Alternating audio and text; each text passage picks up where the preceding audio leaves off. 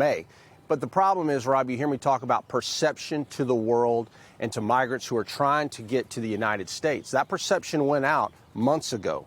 And the way that happened was not only were they communicating that this thing was going to end, but then you had the alien smuggling organizations along with the Mexican cartels and long-haul smugglers reinforcing that to people. And that's why you're seeing the numbers climb down here like we've been saying was going to happen. Expect for the month of March about 200,000, approximately 200,000 apprehensions, a significant increase from February when we were at 164,000 apprehensions and about 60,000 gotaways. I can tell you, I have been down here on the ground. We are seeing hundreds and hundreds of people crossing. Last night, we flew with the men and women of the Texas Department of Public Safety's Elite Aircraft Division and watched as they're working back-to-back pursuits as a direct result of so many people crossing, trying to reach these stash houses down here. And then those pursuits, because it's so dry, resulting in forest fires and other things that they're having to deal with.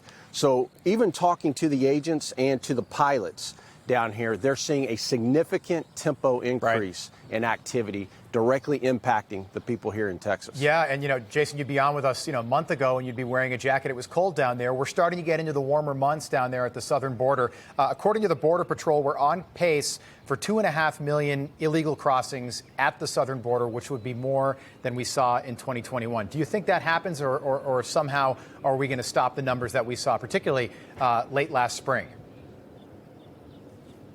No, it's going to be much more worse than what we saw last year. Wow. Rob, I mean, right now, just so the folks are aware, in 5 months in the worst border crisis in American history in fiscal year 21, for a 5-month period, they had 397,000 apprehensions during the winter months. Now, this same period in fiscal year 22, we're at 838,000. And when the March numbers come out, it's going to put apprehensions from U.S. Customs and Border Protection over 1 million. So make no doubt, fiscal year 22 is going to be the worst border crisis in American history. And it's not, we don't think it, we don't feel it, the data shows it. And so we're down here trying to show the American people exactly what's happening, because I got to tell you, the amount of people crossing is truly incredible. Yeah, historic. Jason Jones, thanks so much.